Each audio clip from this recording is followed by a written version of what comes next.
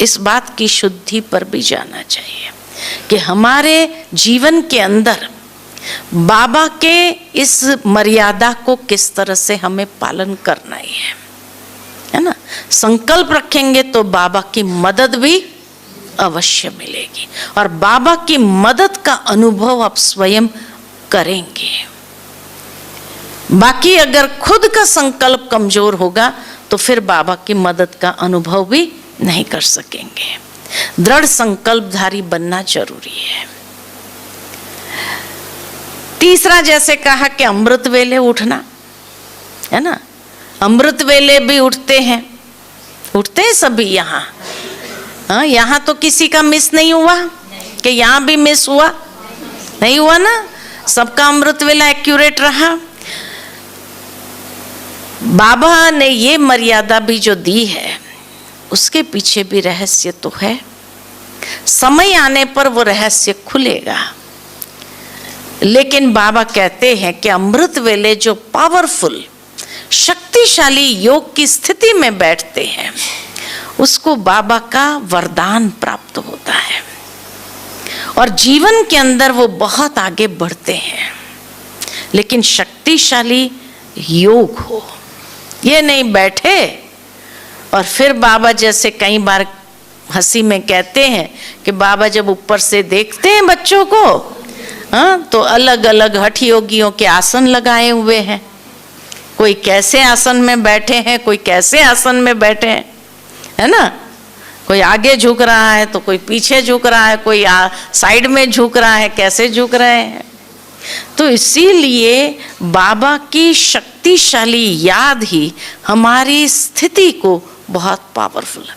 जब ब्रह्मा बाबा 93 इयर्स की एज में अगर कर सकते थे तो हम तो सभी कर ही सकते हैं। हाँ, कई बार कई लोग भाई एज होती जा रही है कहते हैं ना, ब्रह्मा बाबा की एज नहीं होती थी, ब्रह्मा बाबा को एज नहीं लगती थी। हाँ, तो बाबा भी 93 इयर्स के थे ना, इतने बूढ़े तो नहीं हुए ना हम। हाँ, तो 93 इयर्स की एज में ब्रह्मा बाबा भी थे ना। और ब्रह्मा बाबा की तो चौकी आपने देखी हिस्ट्री हॉल में, यहाँ तो फिर भी सबको पीछे पीठ है। बाबा तो कैसे बैठते थे, एकदम सीधे। हाँ, मम्मा कैसे बैठती थी। कहीं कहते क्या करे बाबा बीमार है, दवाइयाँ खाते हैं। मम्मा बीमार नहीं थी, मम्मा को भी कैंसर था, मम्मा भी हैवी डोज की दवाइयाँ खाती थी। क्या मम्मा ने कभी अमृत वेला मिस किया? बाबा को एज थी तो भी बाबा ने मिस नहीं किया, मम्मा बीमार होती थी तो भी मम्मा ने मिस नहीं किया। तो हम कौन सा बहाना अभी देंगे मिस करते समय? दे सकते हैं, दे सकते हैं। बाबा ने इसीलिए सैंपल जो लिया है ना, इतना पावरफुल सैंपल लिया है कि उसके आगे हमारे कोई भी बहाना हाँ नहीं चलेगा ना। इसलिए बाबा कई बार कहते हैं बच्चों को एक बाजी बहुत अच्छी खेलनी आती है, बहानेबाजी बहुत अच्छी खेलनी आती है ना। तो इसीलिए आज के बाद ये भी दृढ़ संकल्प करे कि हमें कभी अपने अमृत वेले को मिस नहीं करना है। खाली मिस नहीं, लेकिन शक्तिशाली याद की स्थिति में बैठना है। ये नहीं कार्टून शो की तरह हम दिखाई दे बाबा के टीवी में, लेकिन पावरफुल योग की शक्तिशाली स्थिति में अनुभव करना है। जिसका अमृत वेला अच्छा होता है तो सारा दिन कैसा जाता है, फिर अच्छा ही रहता है। हाँ, यही लक्ष्य रखो, पावरफुल करना है मुझे। तो अपने आप को स्वमान दो, कोई ना कोई ऐसा श्रेष्ठ स्वमान लेकर के बैठो, तो उस स्वमान के आधार पर वो पावरफुल हो जाएगा, है ना। कि आज मुझे ये स्थिति का अनुभव करना है, स्थिति का अनुभव करने के हिसाब से बैठो आप, तो पावरफुल। तो ब्रह्मचारी बनना माना नियम और मर्यादाओं को पूर्ण रीति से जैसे बाबा ने पालन किया वैसे हमें भी पालन करना है। तीसरी बात, ब्रह्मचारी किसमें बनना है। तो आज जो बाबा ने कहा फरमान वरदार, आज लास्ट में कहा ना, मुरली के अंत में क्या कहा, आज्ञाकारी, फरमान वरदार, ईमानदार, फरमान वरदार। ये जो बाबा ने टाइटल दिए कि ईमानदार, वफादार, फरमान वरदार, हाँ, सर्विसेबल, ऐसे बच्चे चाहिए बाबा को। तो ईमानदार, वफादार, और तीसरा है फरमान वरदार, यानी बाबा की श्रीमत को, वो श्रीमत जो है जैसी है उस रूप से उसको फॉलो करना, श्रीमत में तोड़ मरोड़ नहीं करना, उसमें डनलप के तकिए नहीं लगाना, है ना। सहूलियत ढूंढते हैं ना कई बार बच्चे भी कि श्रीमत है लेकिन ये भी तो बाबा ने कहा है, सहूलियत ढूंढते हैं। सहूलियत नहीं ढूंढो, वो श्रीमत अगर दी है तो किसके लिए दिया था। जैसे बाबा ने कहा कभी कभी कि भाई आपके लाचारी मजबूरी हालत है, अगर जैसे मिलिट्री वालों को बाबा कहते थे तो दृष्टि दे करके बाबा की याद में भोजन, लेकिन ये किसके लिए था, मिलिट्री वाले या ऐसे लाचार के लिए जिसके पास ऑप्शन नहीं है। लेकिन इसका मतलब ये नहीं कि बाबा ने कहा है इसलिए हम भी ऐसा कर ले, है ना। तो श्रीमत को सहूलियत के हिसाब से नहीं करना है। फरमान वरदार माना जो श्रीमत जैसे हमें मिली है उसी अनुसार उसको पालन करना। जैसे बाबा की श्रीमत है कि बच्चे मुरली क्लास कभी मिस नहीं करना, लेकिन वर्तमान समय में कोरोना काल में एक वरदान तो मिला कि साइंस के साधन इतने अच्छे हमें मिले कि हमारी मुरली कभी मिस नहीं हुई। चाहे लॉकडाउन लगा तो भी हर एक ने मुरली सुनी, मिली सबको मुरली, हाँ, बाकायदे सभी ने सुनी ना। लेकिन अब तो लॉकडाउन पूरा हो गया ना, तो भी कई लोग क्या करते हैं, सेंटर पर नहीं जाते हैं। क्यों नहीं जाते हैं, अभी घर में ही सुन रहे हैं हम। तो इसको क्या कहेंगे, श्रीमत को तो बाबा की परीक्षा में पास हुए कि फेल हुए, हाँ? ये तो माया ने एक परीक्षा ली, चलो उस समय तो अपने लॉकडाउन के समय पूरा एक्यूरेटली मुरली सुन ली, उसमें पास हो गए। लेकिन लॉकडाउन पूरा होने के बाद अब जो है उसमें पास है कि फेल है, हाँ? नहीं, वही सभी नहीं जाते, क्योंकि मेजॉरिटी बहनें हमें कहती है 50% हो गया क्लास हमारा। नहीं, आप तो जाते हैं, आपकी बात ही नहीं है ना। लेकिन फिर भी कई लोग सोचते हैं कि अभी तो हम बाबा की श्रीमत है मुरली सुनना, वो हम सुन रहे हैं, तो क्या करेंगे, घर में बैठ के ही सुनना है या सेंटर जाना है? जाना चाहिए, नहीं जाना चाहिए अभी, हाँ? कि बस बाबा ने श्रीमत दी है, वो श्रीमत का पालन कर रहे हैं ना, हम घर में बैठ के मुरली सुन रहे हैं ना। ये चलेगा? ये नहीं चलेगा। इसीलिए अब बाबा की ये परीक्षा में हमें फेल नहीं होना है। तो जो फरमान जैसे हमें मिला है वैसे मुरली सुने ना। मुरली सुनने वाले भी 3 प्रकार के हैं। एक, बाबा हमें हमेशा टाइटल देते हैं मुरलियों में, कई बार बाबा कहते हैं सीताएं हैं, कई बार बाबा कहते तुम पार्वतियां हो, और कई बार बाबा कहते हैं तुम गोप गोपियां हो। मुरली सुनते हुए कैसे सुनना है, सीता बनकर सुनना है, पार्वती बन के सुनना है, या गोप गोपी बन के सुनना है? गोप गोपियां बन के। सीता बन के सुनना माना, हाँ, सीता जो होती है ना, रोती रही, सारे रामायण में रोती रही, है ना। कौन सा समय था जब वो रोई नहीं? वन में जाना हुआ तो रोई, हाँ, वन में रोई, वन से वहां रावण की जेल में पहुंच गई तो वहां रोई, वन से आने के बाद रोई, भाई धोबी ने कहा उसके लिए रोई, जिंदगी भर रोती रही, है ना। तो कई बाबा की बच्चियां भी सीता बन जाती है, मुरली सुनती है लेकिन वो खुशी का पारा चढ़ता नहीं है। मुरली के समय भी उसको अपने दुख दर्द ही याद रहते हैं। ये दुख दर्द है, क्या करे बाबा, आप तो कहते हो लेकिन क्या करे क्या। तो सीता बन करके नहीं सुनना मुरली। कहीं है पार्वती बन के सुनती है। कहा अमरनाथ पर शंकर ने जब पार्वती को कथा सुनाई तो सो गई। तो कई बाबा की बच्चियां सो जाते हैं, मुरली सुनते सुनते सो जाते हैं, है ना।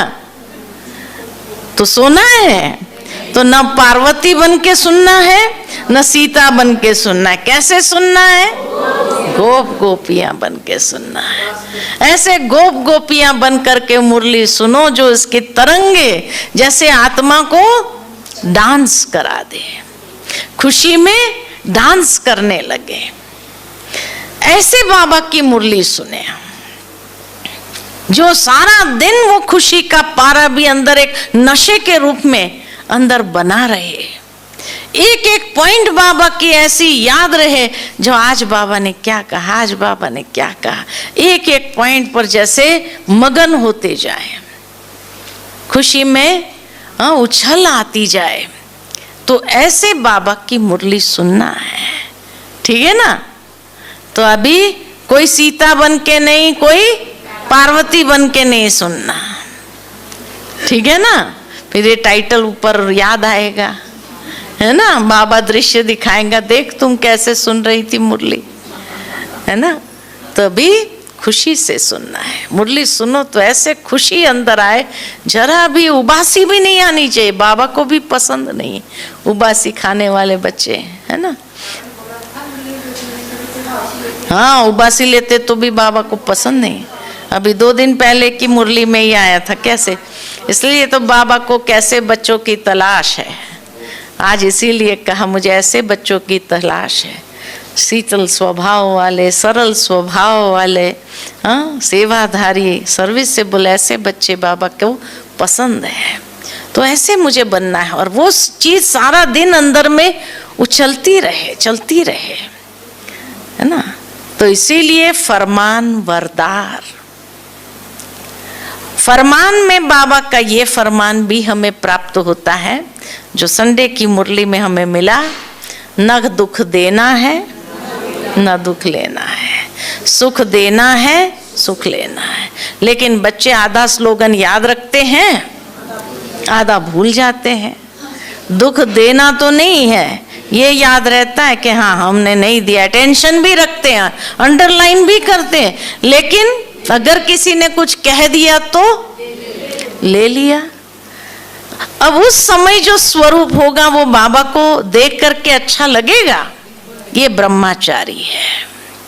ब्रह्मचारी माना जो बाबा ने हम बच्चों को स्लोगन दिया उसका पूर्ण रीति से पालन करना, चाहे दुख न देना न लेना, सुख देना सुख लेना, और हिम्मत मर्दे तो मदद बाप। ये भी बाबा का विशेष स्लोगन। बाबा ये भी कहते, कई बार ये स्लोगन भी बच्चे आधा याद रखते हैं, आधा याद रखते हैं ना। बाबा मदद करो, लेकिन हिम्मत का कदम उठाते नहीं है। भाई मदद किसको मिलेगी? हिम्मत रखने वाले को मिलेगी ना। हिम्मत का कदम उठाएंगे नहीं और बाबा मदद करो तो बाबा मदद करेगा क्या? तो हिम्मत का कदम आपका होगा और तब बाबा। तो स्लोगन अगर याद करो तो पूरा याद करो ना, पूरा स्लोगन याद रखो। तो इसीलिए बाबा कहे कि ब्रह्मचारी बनना माना जो बाबा की ये शिक्षाएं हैं उसको प्रैक्टिकल आचरण में लेकर के आना और जीवन में उसको फॉलो करते हुए आदर्श बनना, अनेकों को उसी से प्रेरणा देना। ये बाबा हम बच्चों को प्रैक्टिकल करने के लिए कहते हैं। और इसीलिए कहा इन सब बातों में पवित्रता समाई हुई है। पवित्रता की गहराई अगर है तो ही ये सब फॉलो कर सकते हैं। पवित्रता माना खाली पवित्रता ब्रह्मचर्य नहीं, लेकिन पवित्रता माना सत्यता। सच्चे दिल पर साहब राजी। तो सच्चाई सफाई कितनी है। कई बार ब्राह्मण भी कहते हैं हम सच बोलना चाहते हैं, लेकिन क्या करें उस वक्त निकलता नहीं है ना। आदत प्रमाण, वही पुरानी आदत प्रमाण क्या होता है, निकल जाता है। तो बाबा कहे कि नहीं, सत्यता ये भी पवित्रता का एक हिस्सा है, ईमानदारी वफादारी ये भी पवित्रता का हिस्सा है। और ये जीवन में जब आता है तब आत्मा का निखार और बढ़ जाता है। तो इसलिए सत्यता की शक्ति जितनी स्वयं के अंदर धारण होती जाती है संगम पर, अगर नहीं धारण हो रही है, माना हम झूठ बोलना नहीं चाहते हैं लेकिन अगर निकल जाता है, तो इसका मतलब आत्मा की प्यूरिटी में कमी है। चेक करना है कि आत्मा की प्यूरिटी में कमी कहाँ है, क्यों झूठ निकलता है। नहीं बोलना चाहते हैं तो इतना तो अधिकार हो कि नहीं बोले हम, इतना तो कम से कम अपनी इंद्रियों के ऊपर अधिकार हो। हाँ हाँ, और सत्यता, हाँ हाँ, ईमानदारी वफादारी भी पवित्रता का हिस्सा है कि बाबा के प्रति मेरी वफादारी। बाबा कहते हैं देह सहित देह के सर्व संबंध को भूलो, मेरे साथ सर्व संबंध जोड़ो। ये वफादारी हुई ना। आज एक पत्नी है, उसकी पति के प्रति वफादारी क्या है कि उसके सिवाय और किसी की याद आनी चाहिए। तो बाबा के साथ मेरे सर्व संबंध है, तो बाबा के सिवाय मुझे और कोई देहधारी याद आना चाहिए। तो ये वफादारी तो नहीं होगी ना। अगर मुझे और देहधारी याद आ गए तो कहेंगे उसको वफादारी। ईमानदारी कहेंगे कि मेरे रिश्ते में बाबा के साथ की वो ईमानदारी है कि बाबा को मैं हर बात सच बता दूं। बाबा जो कहते हैं अगर सारे दिन में कोई भी गलती हुई है तो बाबा को लिख करके दे दो, बाबा को आकर सुना दो। और खाली सुनाना नहीं, प्रॉमिस करना कि बाबा आज ये हो गई, आगे नहीं होगी। तो बाबा की मदद सहजता से मिलेगी फिर से। ये है ईमानदारी वफादारी।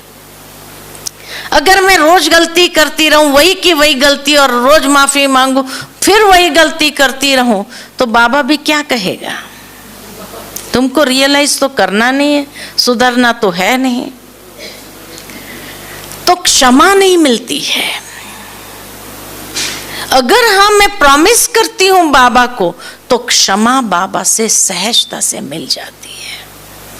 जो गलती हुई बाबा को सुना दिया, लिख करके दे दिया, तो बाबा की क्षमा भी मुझे मिल जाएगी। लेकिन अगर मैंने वही की वही गलती रिपीट करती रही मैं, तो बाबा से क्षमा मिलेगी मुझे? नहीं मिलेगी। यह ब्रह्मचारी बनना और सत्यता, ईमानदारी वफादारी और सत्यता, ये सब पवित्रता का हिस्सा है। तब कहेंगे कि हाँ ब्रह्मचर्य। अगर वही पुराने स्वभाव संस्कार के वशीभूत होती रहूं मैं, वही झूठ बोलने के संस्कार छोटी छोटी बातों में, चाहे मतलब है या नहीं है।